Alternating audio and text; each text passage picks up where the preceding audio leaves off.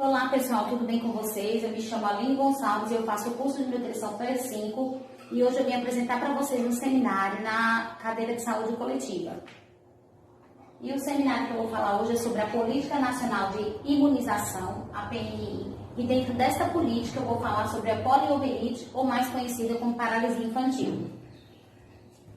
E o que é a poliomielite? Ela é uma doença viral causada por um vírus do gênero enterovírus da família Picornaviridae, que seu habitat natural é o tubo digestivo do homem.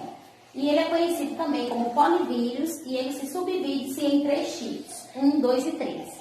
E essa doença, ela é altamente contagiosa, aguda, e ela pode infectar tanto crianças como adultos, através de contato direto com fezes e também com secreções eliminadas pela boca da pessoa que está doente, como por exemplo, saliva, tosse, o espirro e até mesmo pela água contaminada por falta de saneamento básico. Então, pessoal, vou falar agora um pouquinho para vocês sobre a fisiologia da doença. É o seguinte, quando esse vírus ele entra no nosso corpo, ele se multiplica. E por onde que ele entra pelo nosso corpo? Ele entra através ou da garganta ou do intestino. E quando ele entra por um desses 2 lugares, o que acontece? Ele ataca a corrente sanguínea e ali a corrente sanguínea leva até o cérebro. Quando chega no cérebro, a infecção, ela ataca o quê? O sistema nervoso e destrói todos os neuromotores, fazendo com que haja a paralisia flácida em um dos membros inferiores. E essa doença pode ser mortal se atingir as células do sistema nervoso central, que controlam os músculos e a deglutição.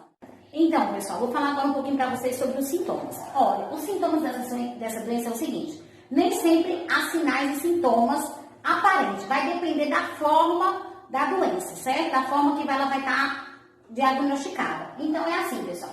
Na forma não paralítica, acontece o quê? A gente vai ter os sintomas como febre, mal-estar, dor de cabeça, dor de garganta e no corpo, vômitos, diarreia, constipação, prisão de ventre, espasmos, rigidez na nuca e até meningite. Já na forma paralítica, além de tudo isso aqui que eu já falei, vai acontecer o quê? Vai se instalar-se a flacidez muscular, que vai afetar em regra um dos membros inferiores. Como eu disse, a paralisia infantil, ela afeta em geral os membros inferiores, mas nem sempre é os 2. Sempre acomete um membro. Não sei se vocês já viram pessoas com deficiência em só um membro, criança mesmo com o pezinho torto, com a perninha torta, porque ali a paralisia atinge só um dos membros. E muitas vezes de 1 a 5% tem chance de reverter o quadro. Com o quê? Fazendo o quê? Fazendo fisioterapias, né? Quando é diagnosticado a tempo.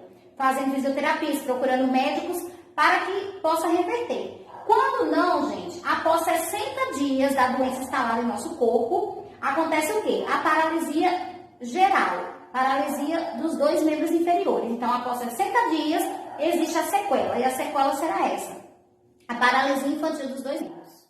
Então, pessoal, vim falar para vocês agora sobre a prevenção da doença. O que seria a prevenção dessa doença? Existe uma prevenção, que no caso é a vacinação. E essa vacinação ela tem que ser feita de crianças de 0 a 5 anos de idade, conforme a rotina anual da Organização Mundial da Saúde. Então, desde 2016, foi criado um cronograma no qual crianças de 2, 4 e 6 meses deveriam tomar 3 doses da vacina injetável e mais 2 doses de reforço da vacina bivalente oral, certo? E isso aí, esse calendário vai de acordo, como já foi dito, com a Organização Mundial da Saúde. Então, é lá que vocês vão saber, conforme campanhas, qual é o cronograma no qual seriam as datas para tomar essa vacina. Na vacina oral, existe o vírus, o polivírus vivo, certo? É feita com polivírus vivo, só que o quê? Enfraquecido. E quem criou essa vacina foi Albert Bruce Sabin, por isso que ela leva este nome, Sabin, em homenagem a ele, certo? Já na vacina injetável, quem criou ela foi o pesquisador e médico também, Jonas Salk, e dentro dela está o vírus inativo, certo? As substâncias dela, então, são feitas com vírus. A oral, o vírus ainda vivo, mas enfraquecido, e a injetável, o vírus inativo. Agora eu vou falar um pouquinho para vocês sobre os dados epidemiológicos da doença, certo? No Brasil, o último caso 1989. E por coincidência, aqui na Paraíba, em Souza. E a estratégia adotada para a eliminação dessa doença, do vírus, né? Foi o quê? A vacinação em massa, certo? Que era aquela famosa gotinha, né? Vacinação oral. Ainda existe casos, pessoal, de circulação dessa doença. Ela ainda é endêmica, certo? Em alguns países. Como, por exemplo, no Paquistão, na Nigéria e no Afeganistão. E também, pessoal, houve um surto. Um primeiro surto que houve dessa doença foi por um vírus vacinal, derivado vacinal, que ele foi detectado o quê? Na ilha de Hispaniola, que pertencia ao Haiti e à República Dominicana, no caso, em 2001. E agora eu vou falar para vocês, explicar um pouquinho o que seria esse vírus derivado vacinal. Como eu falei para vocês, nas vacinas, na oral, existe o quê? O poliovírus vivo, né? Ele ainda está lá dentro vivo. E é raro, mas acontece, como aconteceu no ano de 2000 e 2001, no qual as crianças foram vacinadas em massa e com essa vacinação houve crianças que vacinadas foram brincar, um exemplo, foram brincar na rua e ali, como essa doença, ela tanto, você pode pegar ela como contato direto, como já foi falado, né? Boca a boca, assim, você conversando, saliva, tosse, como também através de fezes, o que acontecia? Quando a criança é vacinada, quando a gente toma a criança toma essa gotinha, esse vírus vivo dentro da vacina, ele ainda vai reagir ao nosso corpo, fazendo com que a gente crie a imunidade, certo? Só que ele faz todo o processo, mas ele sai nas fezes, ele morre. Só que quando ele sai nas fezes, se naquele momento não tiver o contágio, por exemplo, se for um lugar que tem um saneamento básico adequado, tem uma limpeza adequada, entendeu? Não for nenhum lugar de péssima qualidade, certo? De lugares que não tem saneamento, como já está dizendo. Ele vai sair na fezes e vai morrer. Mas no caso ali, como era um lugar, lá no caso, né? Na ilha de Hispaniola, o lugar era infectado, né? Não era um lugar adequado, aconteceu o quê? As crianças que foram vacinadas acabaram fazendo com que outras crianças pegassem a doença. Por quê? Porque o vírus, ao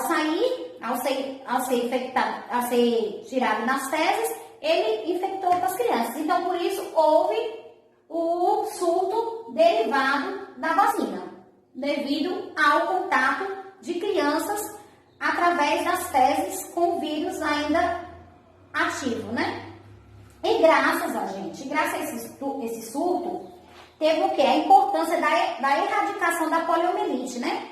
Porque foram registrados nessa época, pessoal, 21 casos, 50% deles eram a faixa etária de 1 a 4 anos de idade, de crianças de 1 a 4 anos de idade. Então, graças a esse surto, foram tomadas as medidas para ter a erradicação dessa doença na poliomielite lá naquele país. Então, pessoal, e aqui é assim, ó, a incidência de poliomielite é a cobertura vacinal com a vacina, né, a gotinha, em campanhas no Brasil no ano de 1968 a 2018. No caso aqui, gente, essa foi a tabela que eu achei mais recente. Aqui está dizendo que no Brasil não há verificação dessa doença da poliomielite há mais de 29 anos, certo? Tem 29 anos que não existe mais essa doença aqui no Brasil. Só que ela existe assim, ela está endêmica, ela está parada enquanto houver a campanha, enquanto houver essas campanhas de vacinação e as mães levarem seus filhos para vacinar regularmente, essa doença continuará endêmica. Porque enquanto não tiver, pessoal, uma globalização mundial da erradicação da doença, não podemos parar de nos prevenir. Então, graças a essas campanhas, graças às mães conscientes que levam seus filhos para vacinar, que essa doença está endêmica há mais de 29 anos, parada, sem ser contaminada, certo? Sem contaminar mais ninguém. Então, pessoal, agora eu vou falar um pouquinho para vocês da poliomielite antes do SUS. Antes do SUS, pessoal, não existia postos de saúde em todos os lugares, não tinha vacina disponível o ano inteiro e não tinha nem campanha nacional. Então, nessa época, os lugares mais atingidos eram o Sudeste e o Nordeste, certo? Quando foi no ano de 1971, houve uma primeira tentativa para fazer essa campanha acontecer. Só que só em 74 essas vacinas foram oferecidas para todo mundo. Mas mesmo assim havia ela não chegava em todos os lugares possíveis. Só na época de 1980 foi quando houve a indicação que essas vacinas teriam que ser para todas as crianças de 0 a 5 anos de idade. Foi aí, na primeira metade da década de 1980, que a poliomielite ela apresentou o quê? Uma alta incidência no Brasil, que contribuiu de forma significativa para a elevada prevalência anual de sequelas físicas, que era observada naquele tempo pelo Ministério da Saúde. Porque mesmo com essas vacinas chegando, mesmo com esses processos, né, de tudo que aconteceu, com as tentativas, mas mesmo assim ainda havia sequelas, as crianças tinham aquela sequela da doença, né, não era tratada a tempo, e com isso aumentou mais ainda o índice de prevalência da doença naquele ano no Brasil. Então, pessoal, a poliomielite depois do SUS, que foi no ano de 1988, foi lançado o quê? A Iniciativa Global de Erradicação da Polio na 41ª Assembleia Mundial da Saúde. E lá foi encabeçado pela Organização Mundial da Saúde, a OMS, e com outros parceiros, né, junto com outras pessoas com buscando o mesmo objetivo. E naquele momento eram registrados aproximadamente 350 mil casos anuais da doença. No caso, gente, quase 1.000 casos por dia em 125 países. Já no Brasil, o último caso de poliomielite, como eu citei, ele ocorreu em 1989, na cidade de Souza, na Paraíba, como a gente falou. E só depois de 5 anos, no ano de 1994, quando a doença estava estabilizada, foi onde a OMS, a Organização Mundial da Saúde, ela emitiu um certificado no qual erradicava o Brasil naquele momento do vírus, entendeu? Então, a nossa erradicação desse vírus aconteceu no ano de 1994. E, por causa disso, o número de casos caiu mais de 99%. E, no ano de 2018, apenas 33 casos da doença foram notificados em 2 países. No caso, Afeganistão e Paquistão. Então, como vocês podem reparar aqui, lembra que eu falei no começo que Afeganistão, Paquistão e Nigéria eram um dos países que mais tinham casos de poliomielite? Então, aqui a gente pode ver que no ano de 2018, apenas 33 casos da doença foram notificados e, no caso, só em 2 países, Afeganistão e Paquistão. Quer dizer que a Nigéria já foi uma que foi eliminada. Então, nós estamos no caminho certo. E agora, pessoal, eu quero deixar um recado para vocês, muito importante, para você que é mãe, para você que está aí querendo que o nosso Brasil mude, querendo que essas coisas ruins que estão acontecendo no nosso país fique mais longe ainda daqui e do mundo. Então, o recado que eu quero dar para vocês é o seguinte: levem suas crianças para vacinar, não deixem de vacinar suas crianças. Olhe, se tiver alguma vacina atrasada, procure o posto de saúde, procure a sua agente de saúde, procure saber como é que anda a vacinação das crianças, porque isso é muito importante para que essa doença não volte mais, para que essa doença não venha atingir novas crianças, novos adultos. E é isso que eu peço para vocês. Então, obrigado.